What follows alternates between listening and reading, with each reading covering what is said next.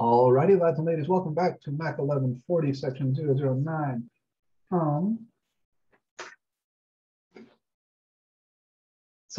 First things first, I guess I owe you guys an apology. I told you I was going to have your tests graded by last Thursday. That obviously did not shake out. Getting these things graded turned out to be quite a bit more of a headache than I thought. They are all graded now, whether you took it online at the testing center, whether you took it on the day of the test, you took a makeup test, everything is done and graded. With a few possible exceptions where maybe I didn't receive written work from somebody. So please take a look at the comments I left on your test, both the exam itself and on the written work assignment. So you're going to have sets of comments in both. One of the reasons this takes me a little while to get done is because I go in and I mark up your written work very extensively. When there are mistakes, I highlight them and I correct them. Where there are omissions, I try to write in the correct solution, all that stuff. But even more importantly, if there was something missing, something that I needed to grade your test that I didn't get from you, then you really want to see those comments and square that up with me as best you can. So yeah, that's it for I guess I'm sorry it took so long to get this done. They are done, so you have your test grades now. If you want to talk about your performance on the test or your concern grading class, anything like that, that's an office hour thing. We can go into a little breakout room, speak privately there. Make sure we don't violate FERPA or anything like that. Today, we are going to continue talking about polynomials. So last time, I kind of introduced a little bit the idea of dividing polynomials. And today we are going to continue learning about how to divide polynomials. I'll be showing you lots of examples and lots of things we can do by dividing polynomials. The kind of big picture thing here is that last week, your homework had you graphing polynomial functions, but I gave you the factored form, right? Those problems would either give you the factored form or a polynomial that's very easy for you to factor. And then from that factored form, you can tell me things about the graph, like, where are the x-intercepts and what does the graph look like near those x-intercepts? Does it bounce? Does it cross? Does it do a little S-turn? Whatever.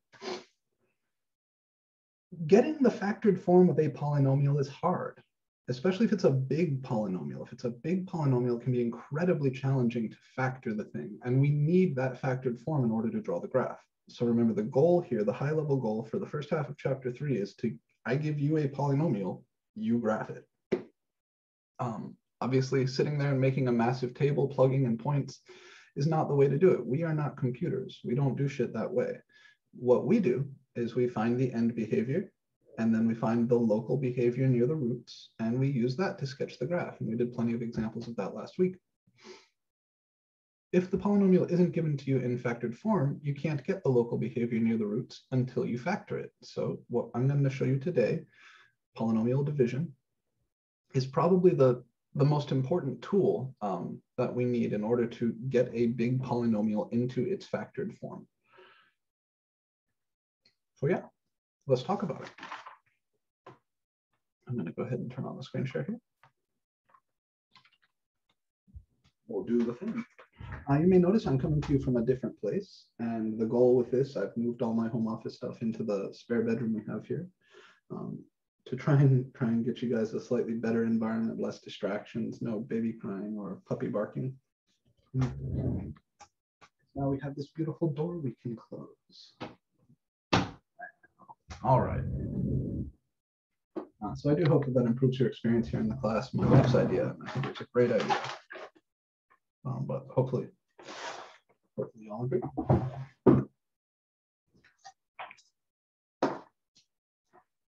Okay, here's the thing. This is MAC1140, section 009.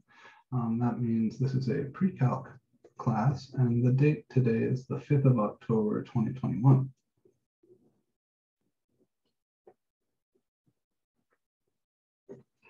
Today we're going to talk about dividing polynomials.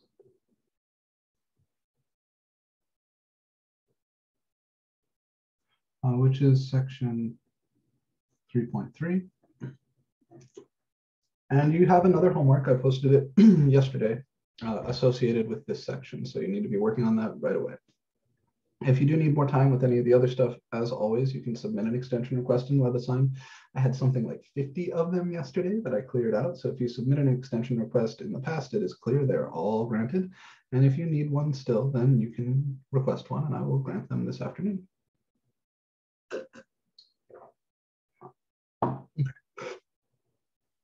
you may recall back in section 2.7, when we started talking about combining functions, I said algebraists, people who study algebra for a living, yes, they exist. Algebraists like to classify functions, kind of put them into different boxes according to their behavior and properties. Polynomials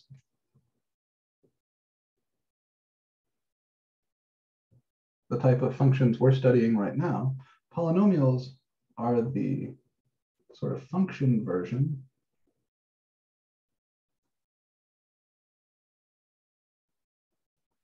of whole numbers.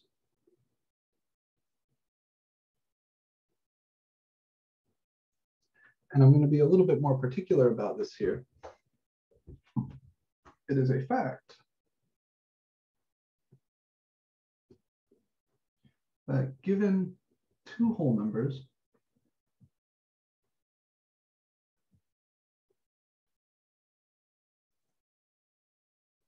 P and D, we can find where D is smaller than P.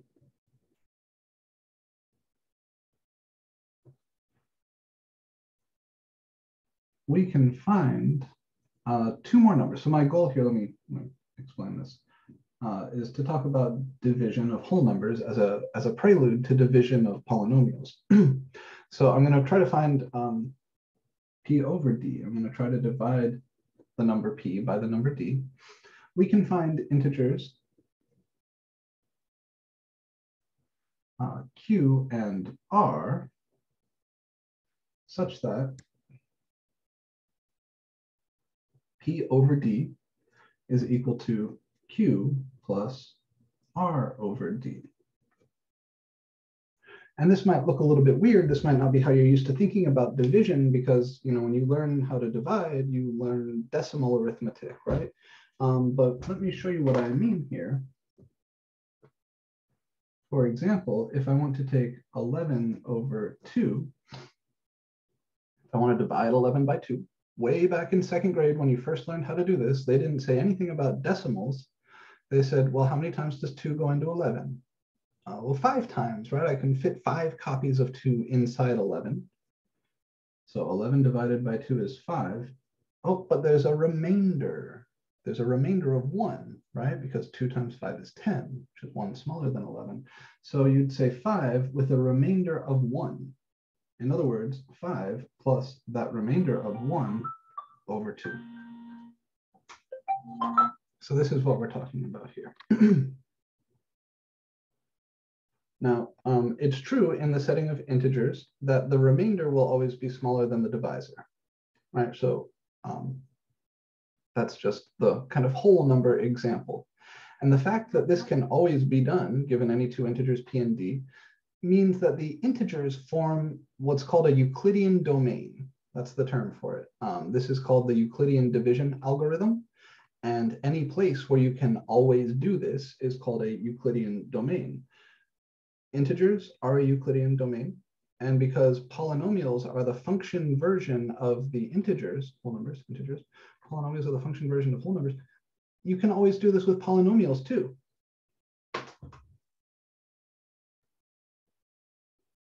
Since polynomials are structurally so similar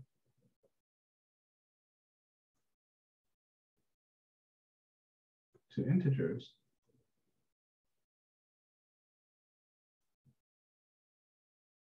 we can do this with them too.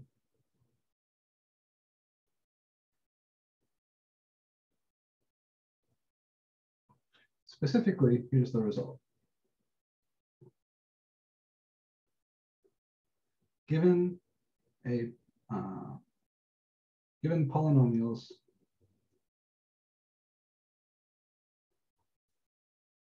P of X and D of X, and I'm going to assume that the degree of D is smaller than the degree of P, kind of like this, we can always find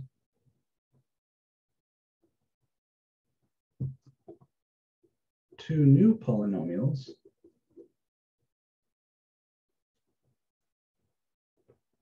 Q of X and R of X such that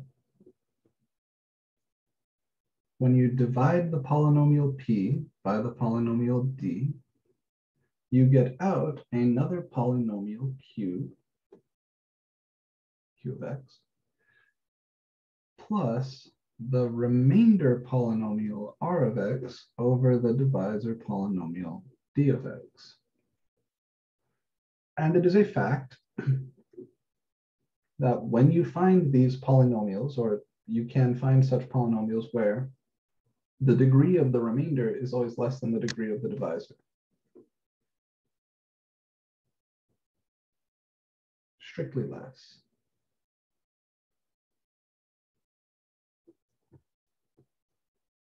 The same thing, sort of thing, is true for whole numbers. The remainder here, in this case 1, is smaller than 2.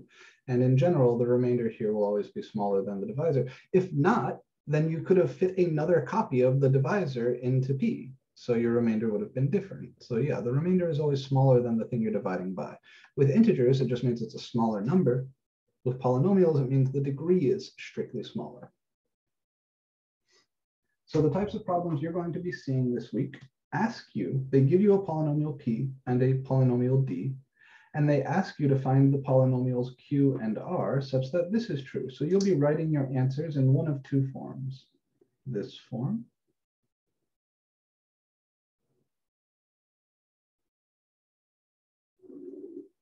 or an equivalent form,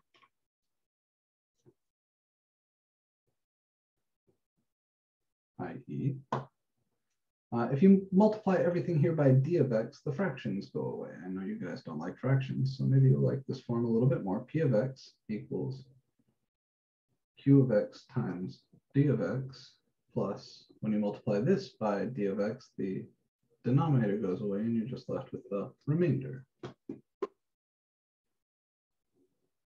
So these are the two forms that you can write the result of polynomial division in.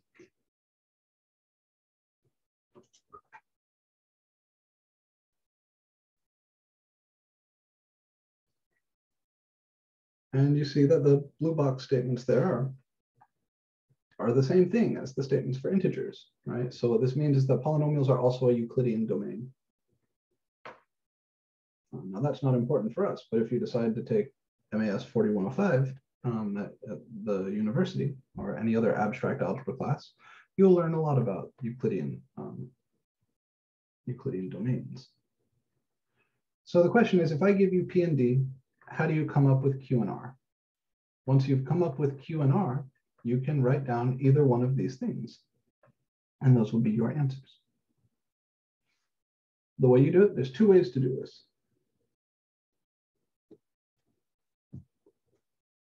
There's two ways to divide polynomials.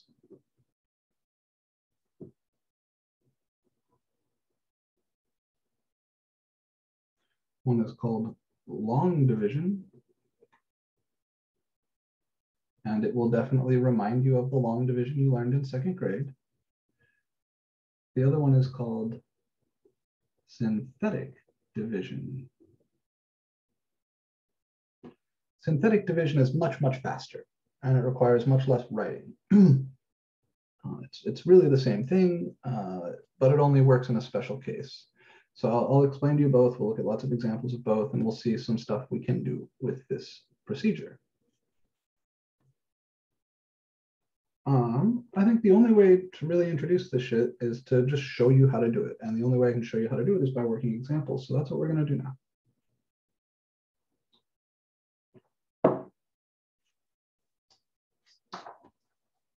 So I'm about to show you how to do polynomial long division. And we're going to write our answer in one of those forms. So we're going to divide the polynomial p of x equals 6x squared minus 26x plus 12 by the polynomial d of x. D stands for divisor, x minus 4. Here's how it's done. I'll write my polynomial p of x, 6x squared minus 26x plus 12 underneath the little division symbol, just like you used in second grade. And then over here, I write the thing I'm dividing by, which is the polynomial x minus 4, the linear polynomial x minus 4. The algorithm that we use to compute the quotient and remainder is a kind of looping algorithm. There's a thing we do over and over again until we reach a certain condition that tells us to stop. Each time we're working through that loop, we're going to pay attention just to the lead terms. So like here, the lead term is 6x squared. And here, the lead term is x, right? By lead term, I mean the highest order term in each.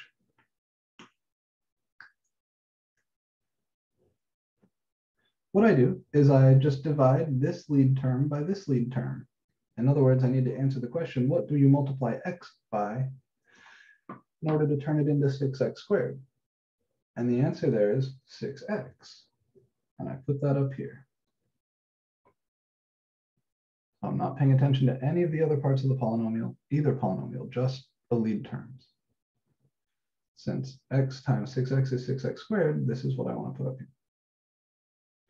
Then you take this 6x and you distribute it to all the terms of the polynomial over here. So 6x times x is 6x squared. 6x times negative 4 is negative 24x. You write the result below this.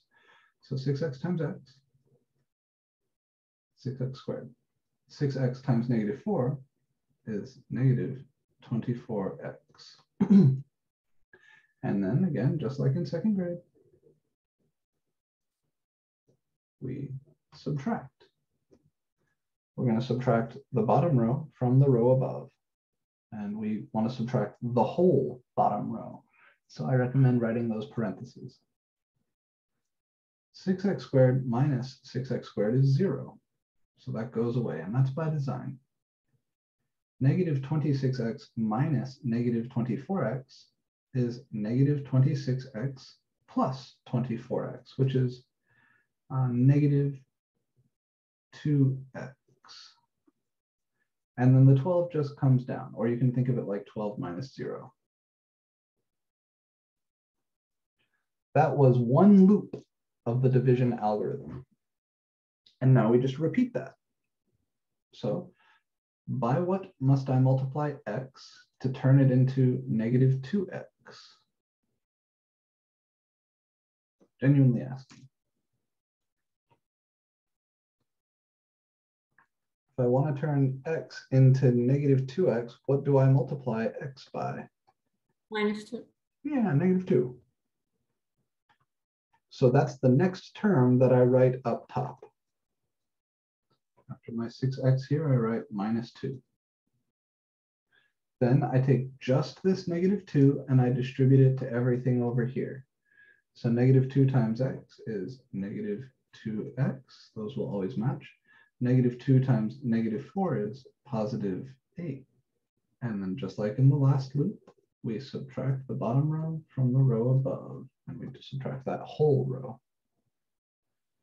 Negative 2x minus negative 2x is negative 2x plus 2x is 0. 12 minus 8 is 4. And that's it. That's the second loop of this algorithm done. Now what we ask, is there any polynomial term that I can multiply x by to turn it into 4? I just try again. Well, no, there isn't, right? In order to multiply x by something and turn it into 4, the power of x would have to be negative. So there is no polynomial term I can multiply x by to turn it into negative 4. So we're done with the whole procedure. The whole procedure is complete. As soon as the degree of the thing down here is smaller than the degree of the thing over here, you are done. The piece down here, whatever this is your remainder. R of x. And the thing that lands up here This is your quotient, q of x.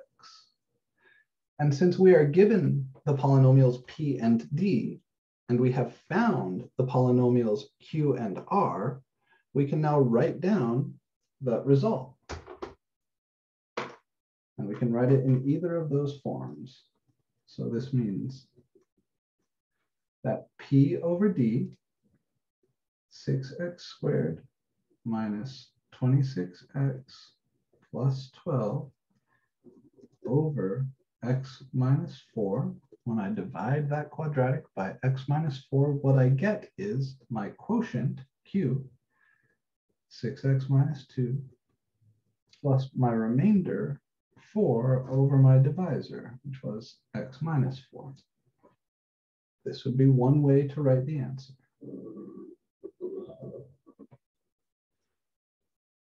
Or if you want to write it the other way, we could say 6x squared minus 26x plus 12. P is equal to q times d.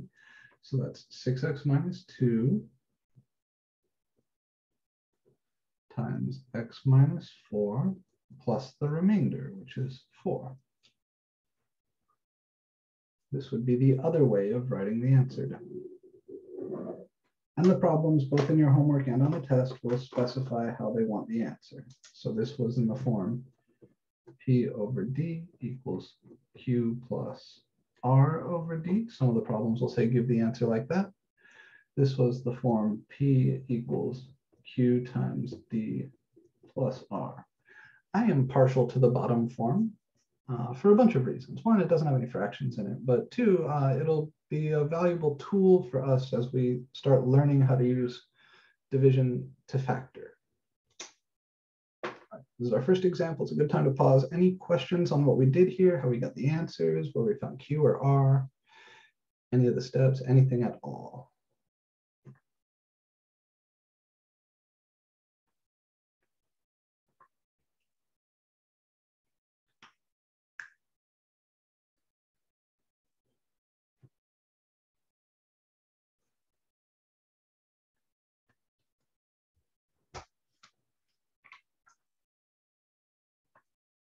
Okay, if you guys are 100% comfy, we can try another one.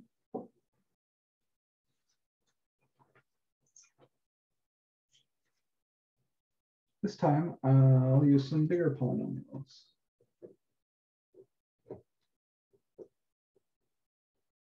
Let's divide the polynomial p of x equals 8x to the 4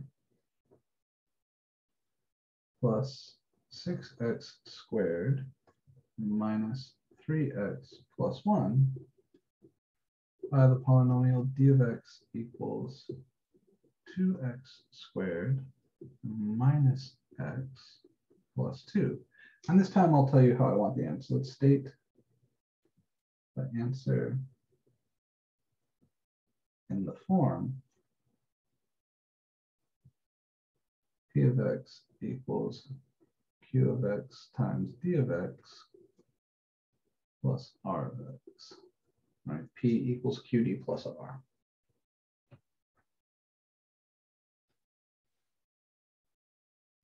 There is one little catch here. Do you notice anything kind of funky about the polynomial p? Anything that doesn't look like the definition of a polynomial here?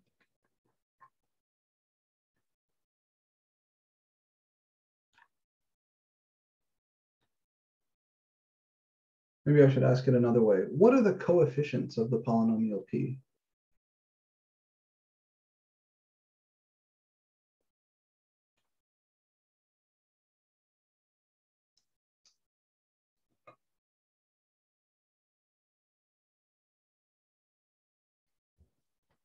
You guys know this, we did this last Thursday. What are the coefficients of the polynomial p?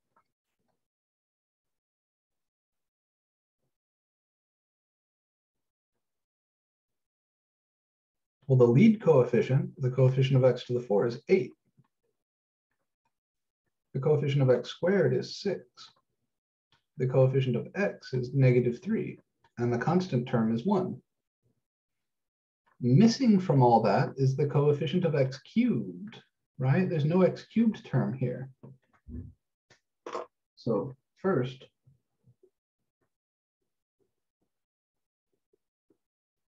insert any missing terms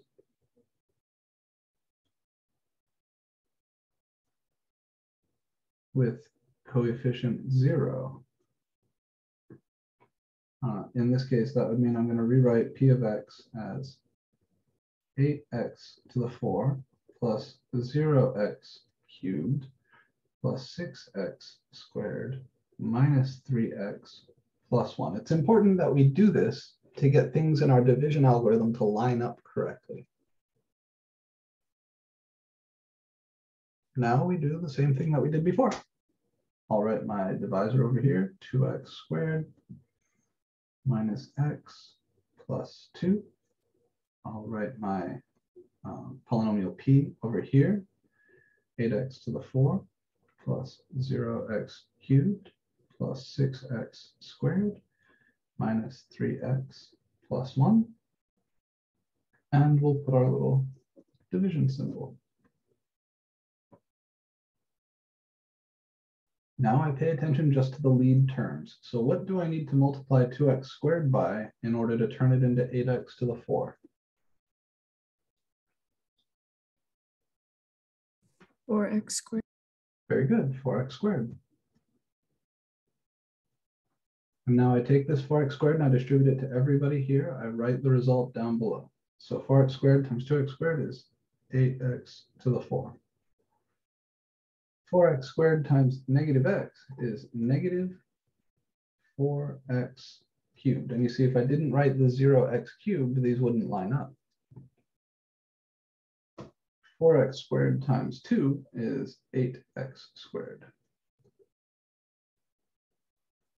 And we subtract the bottom row from the row above. 8x to the 4 minus 8x to the 4 is 0. 0x cubed minus negative 4x cubed is positive 4x cubed. 6x squared minus 8x squared is negative 2x squared. And the negative 3x plus 1 just comes down. Or if you like, we're subtracting 0x and 0. That's one loop. Now we do it again. In order to turn 2x squared into 4x cubed, I would have to multiply by 2x. So up here, I write plus 2x. And then I take just that 2x and I distribute it to everything here, write the result over there. 2x times 2x squared, it's 4x cubed. 2x times negative x is minus, oh, that's nice, minus 2x squared. And 2x times 2 is plus 4x. So this time, when we subtract the bottom row from the row above, two terms will cancel perfectly. That's kind of nice. 4x cubed minus 4x cubed is 0. Negative 2x squared minus negative 2x squared is negative 2x squared plus 2x squared is also 0. Negative 3x minus 4x is negative 7x, and 1 minus 0 is 1. And now what you see is that the degree of the thing at the very bottom is smaller than the degree of the divisor. So we are done. Oh, thank you, Darian. I'm sorry I didn't give you credit for that. Yeah, you nailed it. Those are exactly the coefficients we wanted. I just didn't see the chat earlier. I'm sorry. Well done. So yeah, now that we have arrived at something that is smaller in degree than my divisor, I'm done. Or equivalently, there is no polynomial term I could multiply 2x squared by to turn it into negative 7x. So that would also tell us we're done. And our remainder is this polynomial.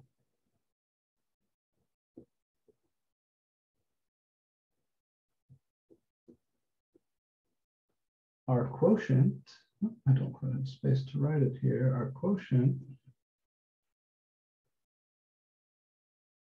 is this guy, the thing upstairs. And again, P and D are given. right? That's how we were told to start the problem. They had to tell us what to divide and what to divide by. So we are ready to write our polynomial division in the form P equals QD plus R.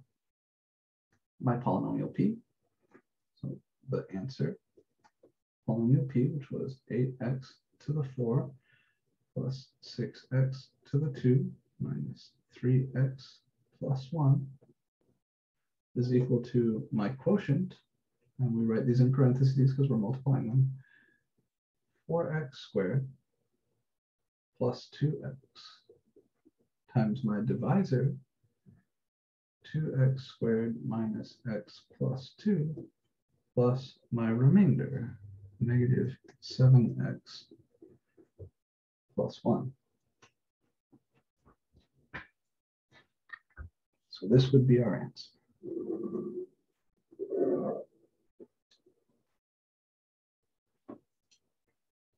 Questions?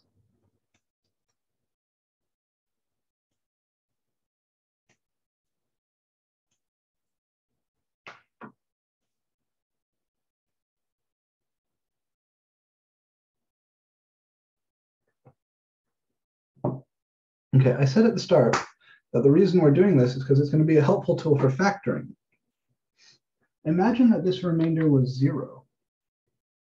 Then what we would have done is factored this polynomial into these two pieces.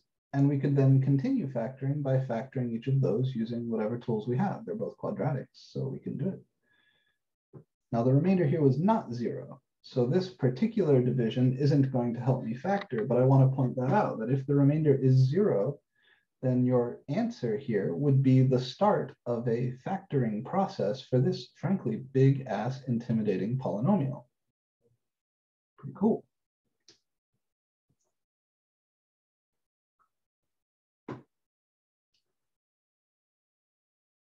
So what I've shown you so far is long division, right? And it's called long division for a reason, because it's kind of long. There's a faster way to do some division problems. Unfortunately, synthetic division, that faster way, doesn't apply to all division problems, but it does apply to some. Specifically, well, let me say a little more first. Kind of what clutters all this up is having to write all these x's. The x to the 4 is x cubed, x squared is x's, and we just keep writing x's, x's, x's, x's everywhere. It's possible, and notice how everything kind of lines up, right? The x to the 4s line up, the x cubes line up, the x squareds line up, x cubes line up, x squareds line up, x's line up. It's possible to shorten this process to give you less to write if you skip writing all the powers of x and you just let the position on the page track what power of x is attached to each number. That's what synthetic division does. That's what synthetic division does. So synthetic division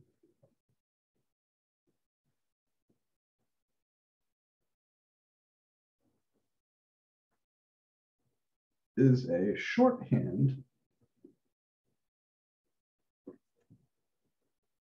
for long division in which we let the position on the page, position of the coefficients on the page sort of track the attached power of x, track or index the attached power of x. So we don't have to write those. We don't have to write the x's. That's what synthetic division is. Synthetic division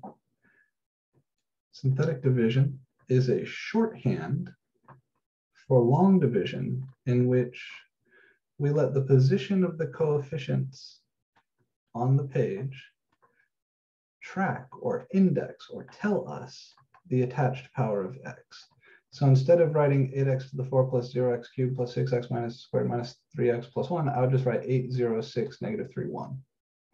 And then based on where I put those, I will know that the 8 is the x to the 4, the 0 is the x cubed, the 6 is the x squared, the negative 3 is the x, and the 1 is the constant. The downside to synthetic division is that you can't do any division problem with it. You can only do certain division problems with it. Namely, the divisor, d of x, has to be of the form, so here's the rub, or if you're, it's the Shakespeare joke, right? The rub, here's the rub. The catch, the shitty part. Synthetic division can only be used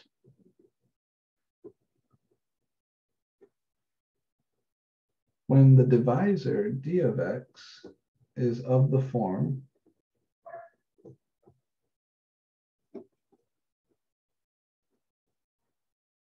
d of x equals x minus some constant, x minus c. So what I'm going to do now is go back to that first example, because there my divisor was x minus 4, that is in that form, and rework it with synthetic division. Then I'll show you a couple other synthetic division examples and some theorems. Are we 100% comfortable with the purple work here? This so everybody can see what they want. Any questions at all about the purple stuff on this page?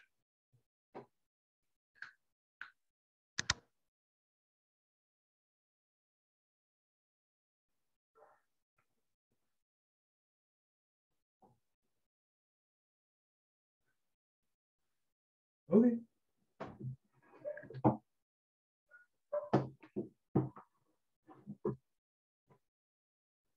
So let's return to that first example.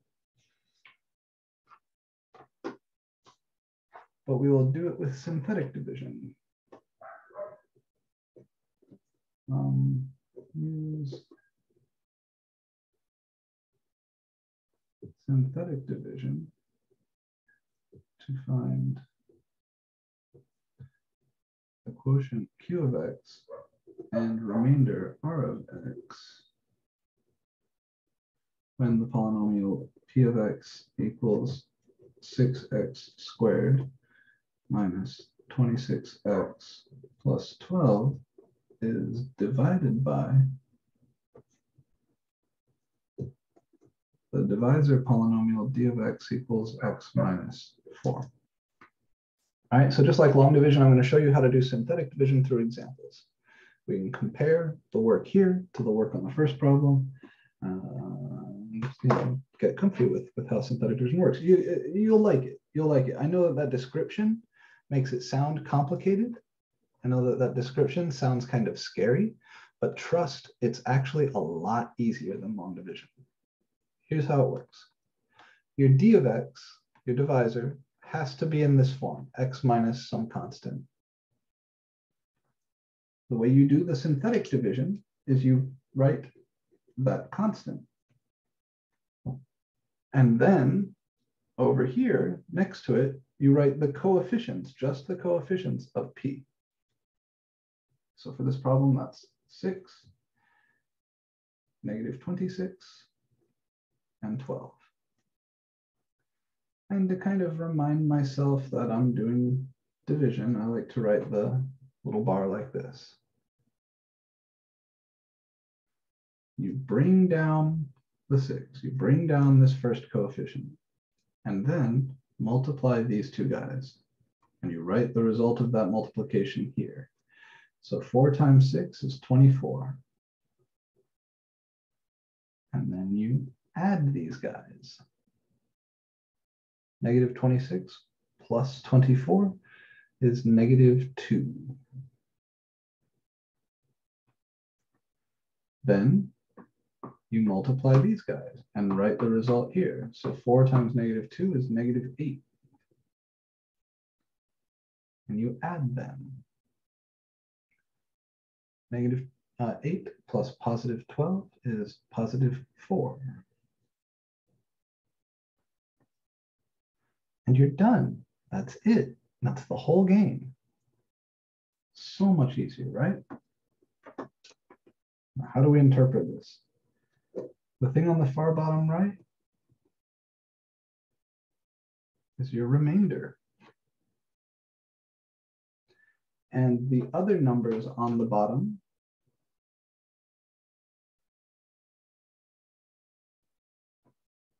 will be the coefficients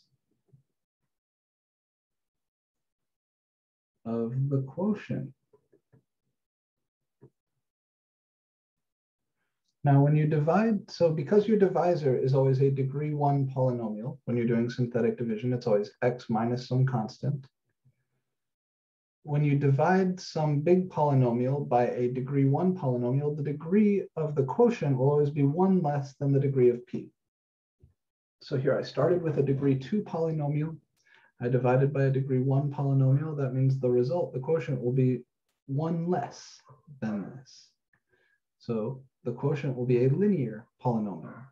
And these numbers are the coefficients of that quotient in order. So my quotient is going to be a linear polynomial, something like ax plus b. Here's a, here's b.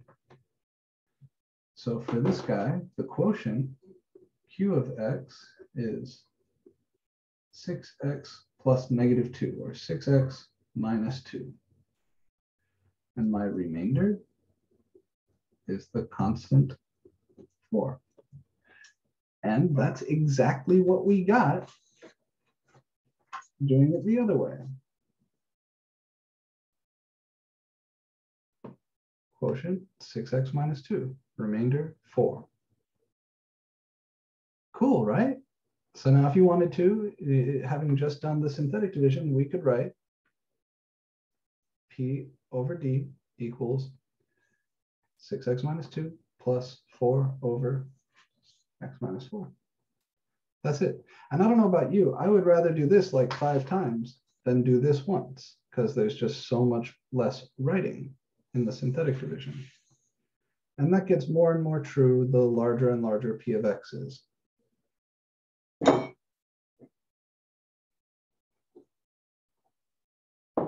I can't go back and do the second example with synthetic division because the divisor d of x in the second example was quadratic. So you can only do synthetic division if your divisor is in that form, x minus c. So for our next synthetic division problem, I have to grab something else. Let's divide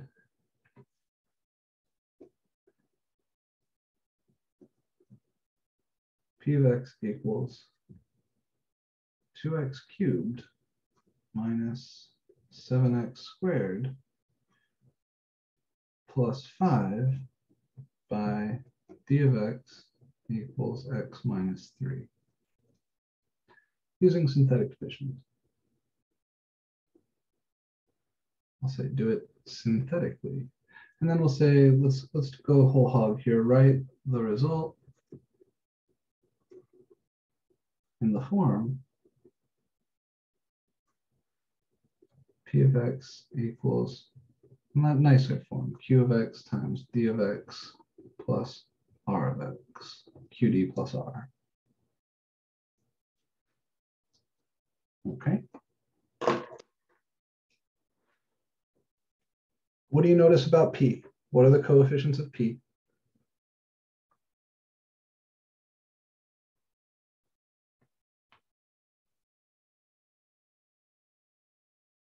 There's no coefficient with the power of just x. Yeah, it's or just x term, exactly. So what should we do?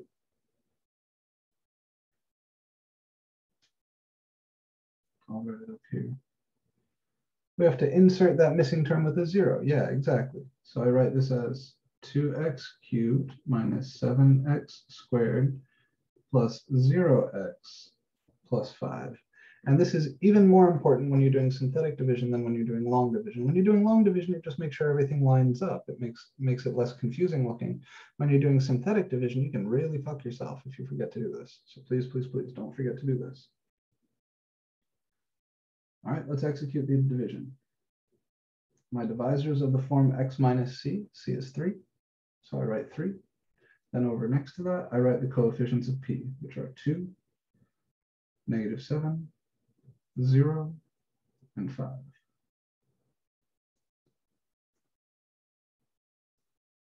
I bring down the 2. 3 times 2 is 6. I write the 6 over here. -7 plus 6 is -1. I write that here. 3 times -1 is -3. 0 plus -3 is still -3. 3 times -3 is -9. -9 plus 5 is -4. So my remainder is the constant -4.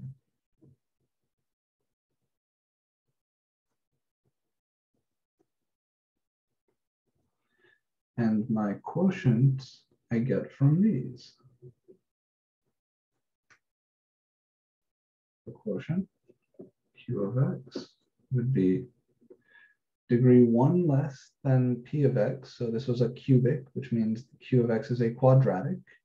And the coefficients in order are here. So this is 2x squared minus x minus 3. Cool, right? Now to write my answer in the form P equals QD plus R, I would say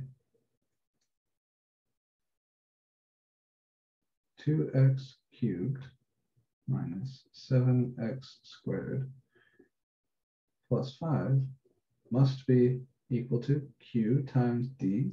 Q is 2x squared minus x minus 3 times D is x minus 3 plus R, which is -4.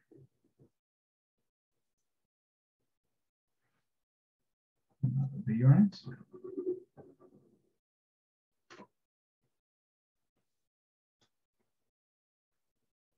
Nifty, right?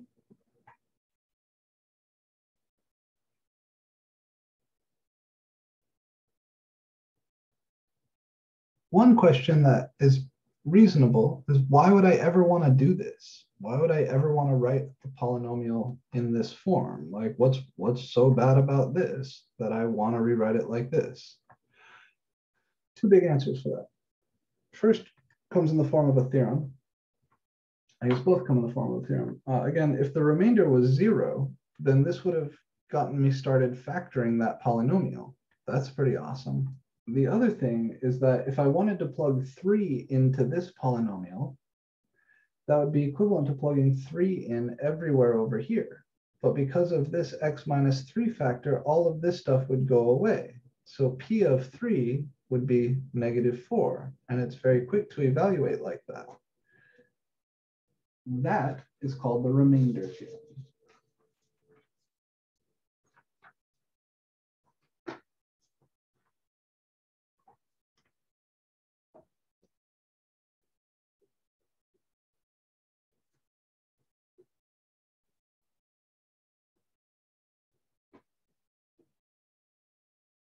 So what the remainder theorem says is, given a polynomial P of x and a number c, the value of P of c, which is what you get out of the polynomial P of x when you plug in x equals c.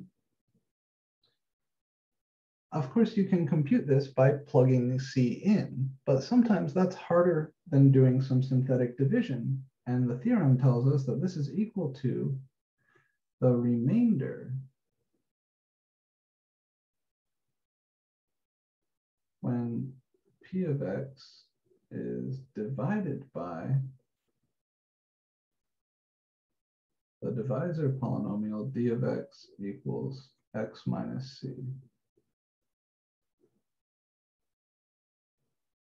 So if you want to compute a value, an output value from a polynomial, one way to do that is by doing some synthetic division. All right, this x minus c, this is the sort of thing that I can divide by using synthetic division.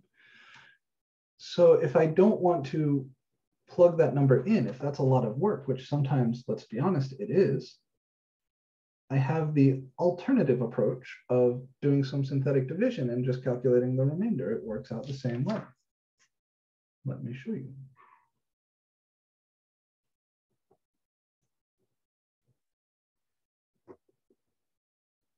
Let's find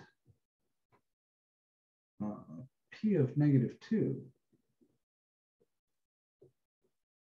where p of x is this big scary polynomial, 3x to the 5 plus 5x to the 4 minus 4x cubed plus 7x plus 3,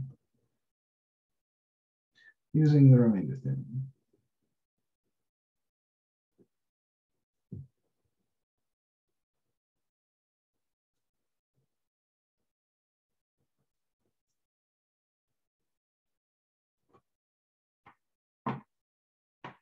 So what that means is I need to divide,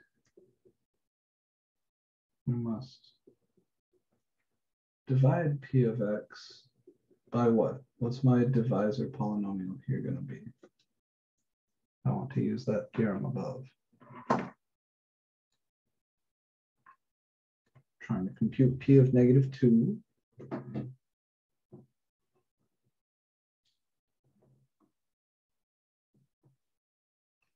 And the remainder theorem says p of -2 would be the remainder when p of x is divided by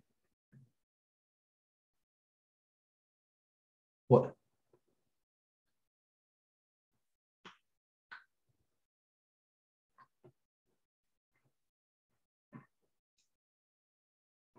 Well, what is c? Is it plus 2?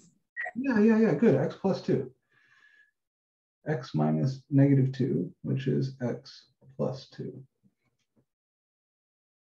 So I'm going to divide this polynomial by x plus 2, and the remainder is going to be equal to p of -2. Now, before I do this, just like the last ones, there's a term missing here, the quadratic term, the square term. So I rewrite this as 3x to the 5, 5x to the 4, minus 4x cubed, plus 0x squared, plus 7x plus 3. And now we're ready to do the synthetic division. C is -2, so I put -2 over here. And then I put the coefficients of p over here. They are 3, 5, -4, 0, 7, and 3. And I like to draw this thing. So bring down the 3. -2 times 3 is -6, plus 5 is -1, times -2 is +2, plus -4 is -2, times -2 is +4, plus 0 is 4. 4 times -2 is -8, plus 7 is -1, times -2 is +2, right? Yeah, plus 3 is 5. So here's my remainder.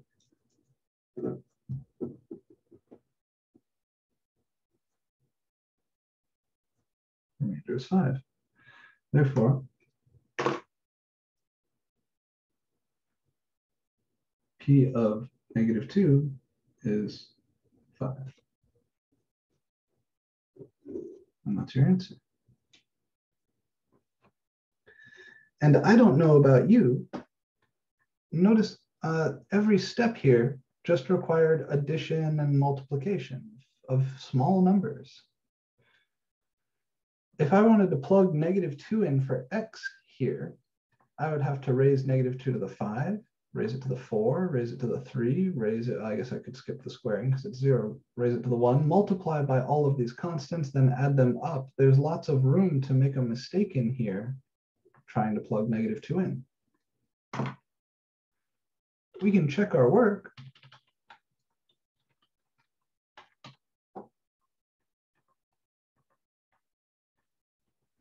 Type in P of x equals 3x to the 5 plus 5x to the 4 4x to the 3 plus 7x plus 3.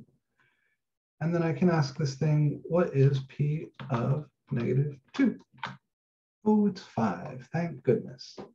So yeah, well done. Well done. We nailed it. We were correct. And I would rather do this than plug that in here, right? It's more work to plug that in here than it is to run through this very quick synthetic division process. So the remainder theorem is an awesome tool for saving you time. Saves you the time of computing all those powers. And you can imagine if this was, an even larger degree polynomial, like a 7 or 8 degree polynomial, then you could be looking at some massive numbers when you plug stuff in here.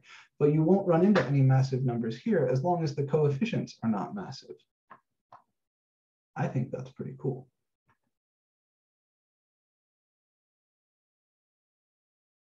There is a deeper version of this remainder theorem, or I guess you could say a consequence. Let me just remind you one of our old theorems. A previous theorem said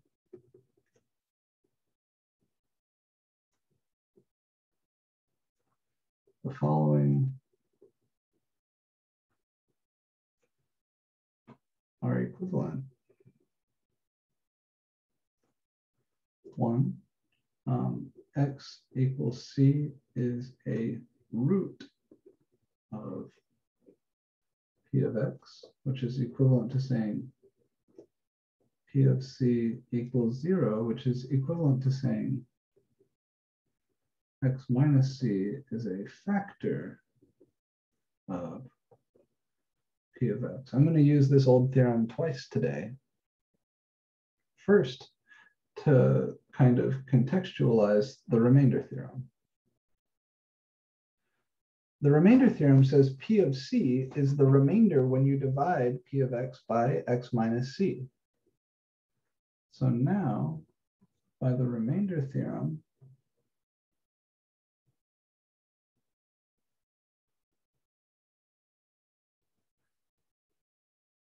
we see that P of C equals 0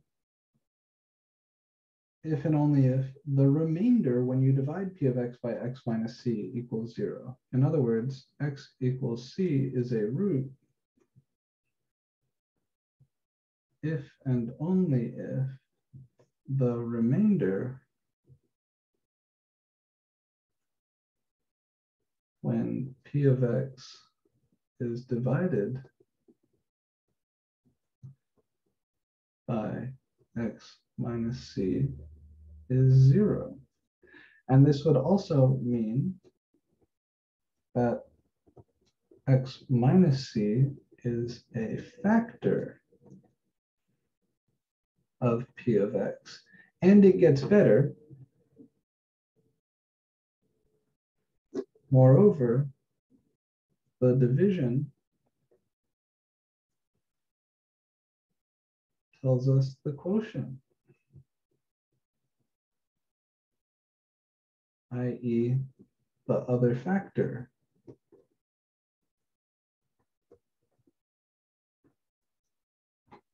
So I can use synthetic division and the remainder theorem to factor polynomials. You just have to have a guess. You have to have a guess to get started. You have to say, oh, I think this number might be a root of this polynomial. Then you synthetic divide to check. And if that remainder comes out to 0, then yes, that is a root. And that means x minus that thing is a factor. And the quotient polynomial will give you the rest of the shit that you need to factor in order to fully factor that polynomial. let me show you how we do this, because this is what we're really going to be using synthetic division for.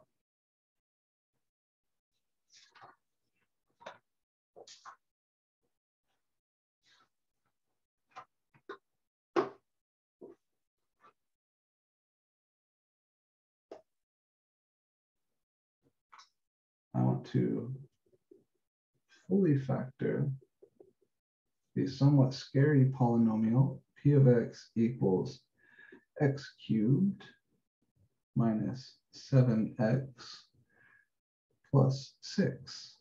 And the hint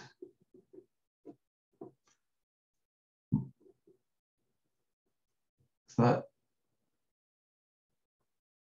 p of 1 is 0.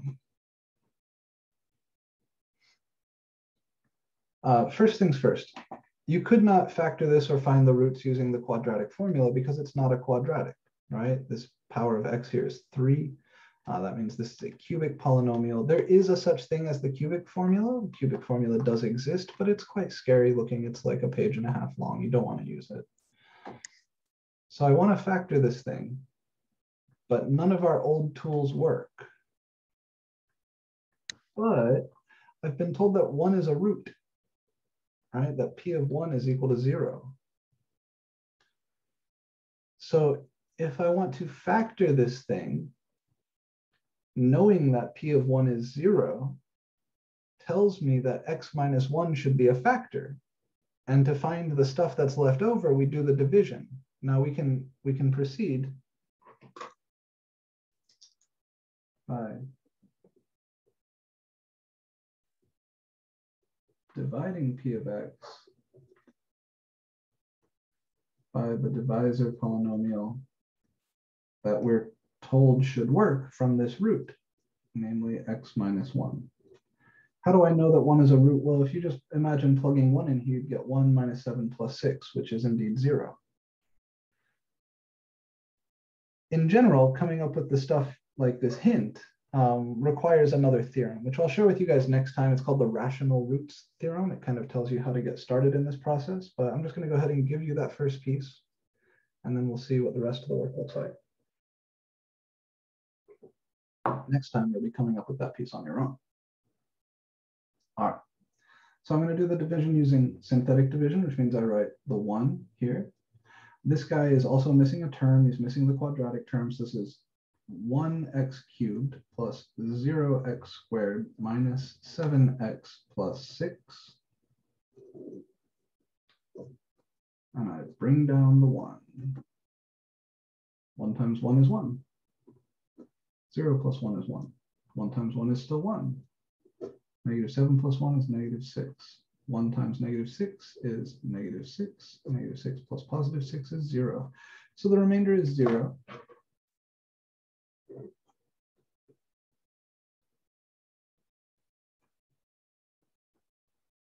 And that supports what we said before, right? The remainder should be equal to p of 1. P of 1 we knew was 0.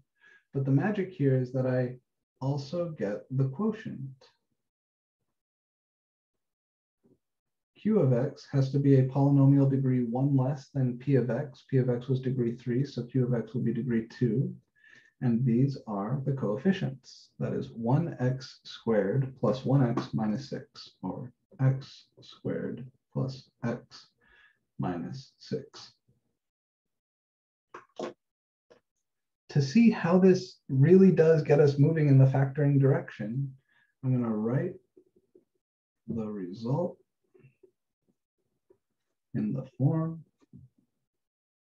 that nicer form, p of x equals q of x times d of x plus r of x. And this time r of x is 0.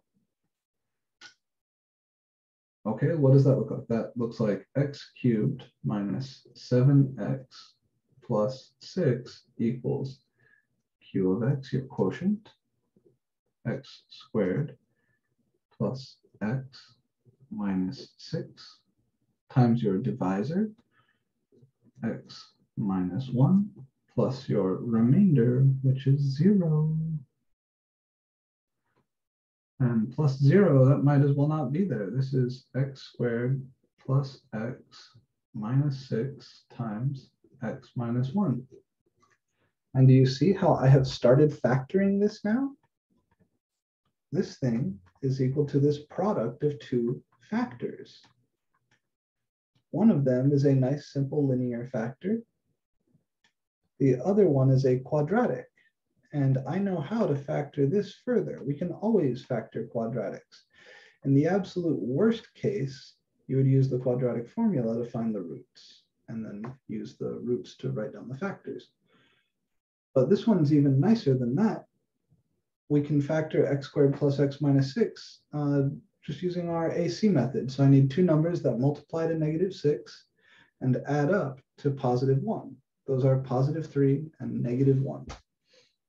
I'm sorry, positive 3 and negative 2. This is x plus 3 times x minus 2. And then this x minus 1 is still here. Now I have fully factored that polynomial. And that should make you feel like pretty hot shit. Because yesterday, last week, we wouldn't have been able to factor this. It's not easy to factor this. It's a cubic. It can be tough. But here we have it. We factored this thing. And it wasn't that bad. Now again, the trick is coming up with this thing, right? How do you know this? That will come from something called the rational roots theorem. It'll tell you, if your polynomial has any nice roots, that they'll be in a certain form. I'll talk to you about what those are. You might be able to see a little bit of it, the relationships between these roots and the coefficients of the original guy. But I won't beat you to death with that for now. I want to take questions on this. Are there any questions about how we arrived at this fully factored form of this degree 3 polynomial?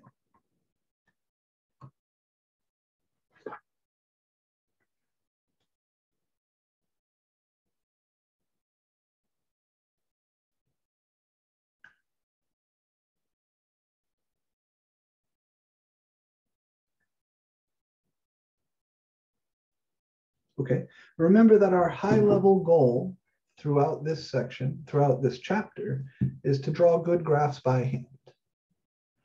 And once I have the fully factored form, I can tell you what all the roots are and the local behavior near the roots. And then from the original form, I can tell you the end behavior. So if I wanted to draw a graph here, nobody can stop me. I'll call this negative 3. My other roots are at 1 and 2.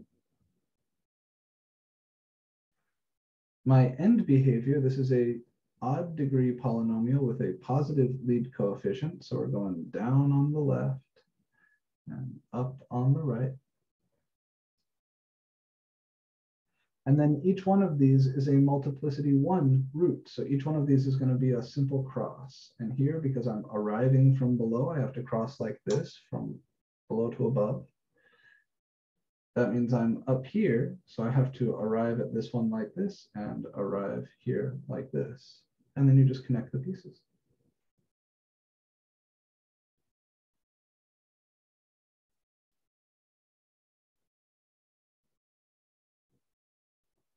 Is it a perfect graph? No. Is it a good graph? Yeah. Is it good enough for us? Yes. If we want to make it better, can we? Yes.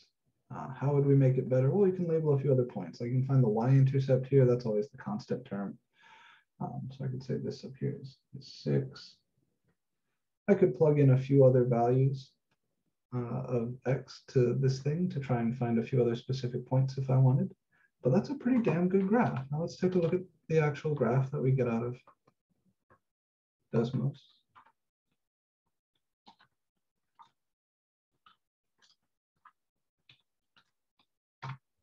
There's theirs, there's ours.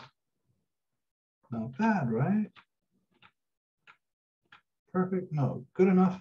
Yeah, it is. It's got the right number of maxes and mins. It's got the right end behavior. It's got the right overall shape. Right? It's pretty nice. It's got the right y-intercept. Sure, the height of my little max here isn't quite right, and the depth of this min here isn't quite right, but it's very good.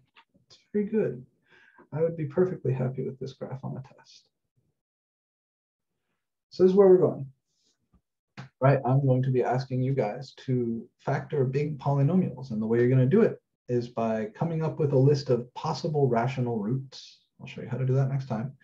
Then synthetic dividing to check until you find one that works, and then taking that quotient polynomial and working to factor it further.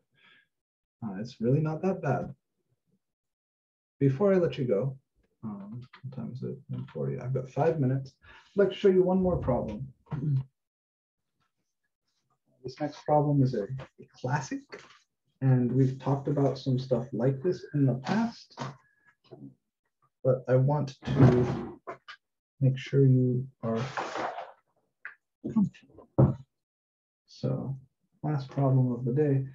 This time we're not trying to factor, we're not doing any division, we're just trying to remember how factors and roots interact with each other. So let's find a polynomial with roots -3, 0, 1, and 5 having coefficient of x cubed equal to -6. The reason I'm showing you this is because I want to drive home a big idea. We know each one of these roots tells us a factor.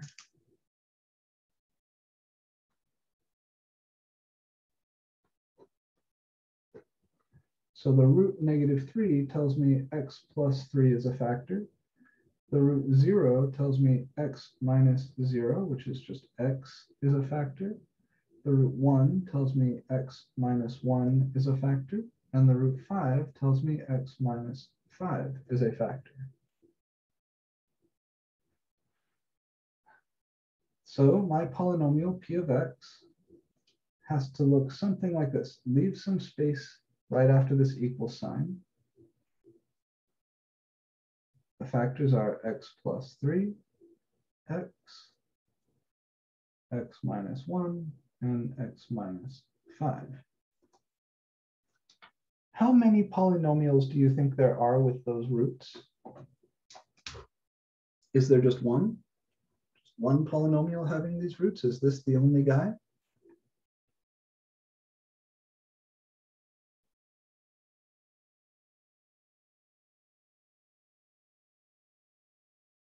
What if I multiplied this whole thing by 2?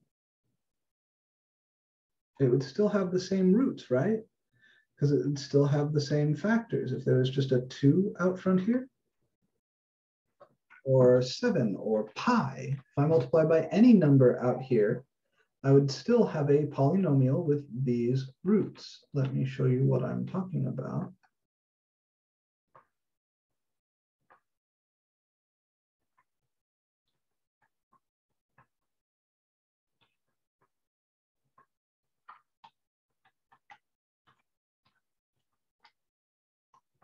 All right, I've put in here those factors, and I've allowed for a constant a up front, and that's what you need to do. So for every different number you could use for a, every different lead coefficient, I get a different polynomial, right? The graphs are all different. If you want to uniquely determine the polynomial, right, like here's a equals 1/2, here's a equals 1, here's a equals -1. If you want to uniquely determine the polynomial, you want there to be just one answer to this question. In addition to specifying the roots, you also need to give some other bit of information.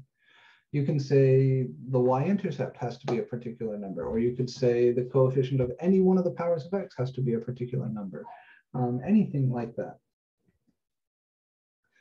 So how do you answer this question then? How do I make sure that my polynomial, in addition to having these roots, which any polynomial in this form would, also has the coefficient of x squared equal to -6?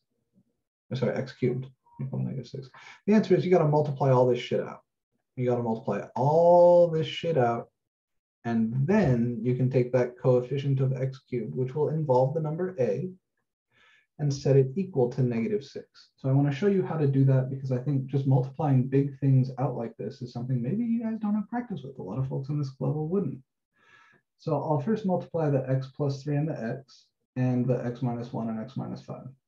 X plus 3 times x is x squared plus 3x. And x minus 1 times x minus 5 is x squared minus 6x plus 5. Next, I need to multiply all of this stuff out. So I've got a trinomial here and a binomial here. The way you do this,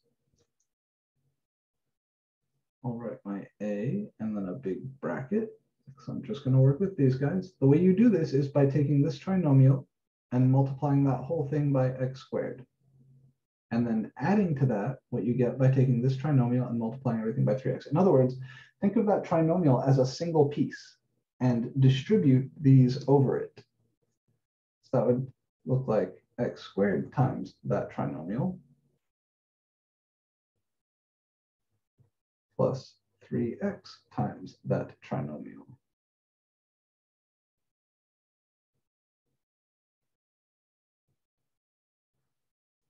And then I've got these two pieces now where I can distribute. So if I distribute the x squared in the first piece, I'll have x to the 4 minus 6x cubed plus 5x squared. And when I distribute this 3x to everything in here, I'll have plus 3x cubed minus 18x squared plus 15x. Now within my brackets, I'm going to combine any like terms, and then finally I'll distribute the a. So there's only one x to the 4. I've got minus 6x cubed here plus 3x cubed here. That's minus 3x cubed. I've got plus 5x squared here minus 18x squared here. That's minus 13x squared. And I've just got the one x term, the plus 15x. So finally now I can distribute this a. And you see the standard form of such a polynomial is ax to the 4 minus 3ax cubed minus 13ax squared plus 15ax.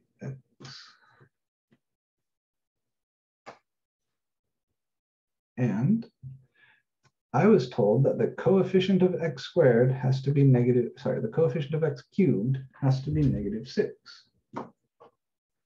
Well, the coefficient of x cubed is this thing.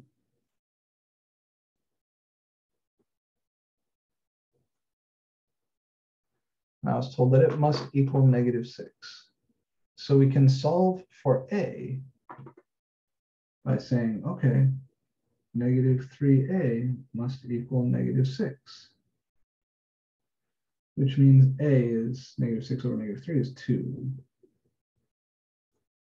Therefore, my polynomial, I'll write it in this factored form up here. I'll just plug in there. So I have 2 times x plus 3 times x minus 1 times x minus 5. And that would be your final answer here. I'll tell you right now, there will be a problem like this on the test. Exam 2 absolutely will have a problem where I give you some roots and I tell you to find a polynomial with those roots. The thing to remember is that every root tells you a factor. So from the roots, you can get these factors. And then you also have to remember that there's a coefficient here, the lead coefficient. And you have to solve for that using whatever extra bit of material is given to you in the statement of the problem. So I could have said, the lead coefficient is 7. And then, from here, we could just say, okay, a is 7. They were a little bit cruel by saying the coefficient of x cubed is -6. That's what forced us to multiply all this stuff out. All right, that's what I have for you guys here. You have a new homework up. Section 3.3 homework is up. I want you working on it, and I would ideally have you done with that by Thursday. If you're not done with any of the previous homework, submit an extension request right away. I will clear those now as soon as I leave here. If you need anything from me, or you want to talk to me, or you're worried about your grade, or you're worried about the test, you want to talk about any of that stuff, you can come by an office hour. We'll go into a little breakout room and chat there, or you can send me a Canvas message. Happy to do any of that.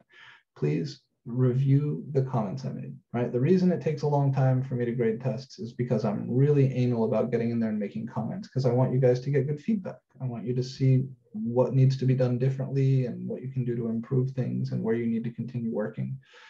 So please take the time to read those and really take them to heart, because I put a lot of work into it, and it will be helpful for you if you do. That's the way we improve, is by getting feedback on our work. If the test didn't go well, that doesn't mean you're a bad person or a bad student. It doesn't mean I don't like you. It doesn't mean anything like that. I love you guys, and I'm very proud that you guys are willing to work hard and learn this stuff. But if you're not happy with that grade, it means that we need to do more work, right? It means that we're not putting in enough time, or that for whatever reason, we haven't developed those skills to the level that are necessary for this class.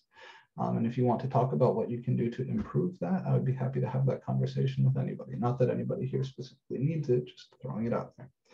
That's it from me for today, guys. I will see you all on Thursday, when we will talk more about factoring polynomials. We're going to approach something called the fundamental theorem of algebra, which is dope. Sounds cool, right? And we're going to talk about complex numbers a little bit too, which will be exciting. And then we'll be ready to move on and start talking about rational functions, which are similar but different animals to polynomials. So that's it from me for today, guys. Please work hard on that homework. Take into consideration the comments I left on your test. And if you want to talk about anything, don't hesitate to reach out. I'm here to help you. Canvas, email, office hours, Discord, whatever you're comfortable with. If you want to talk. That's it. Take care.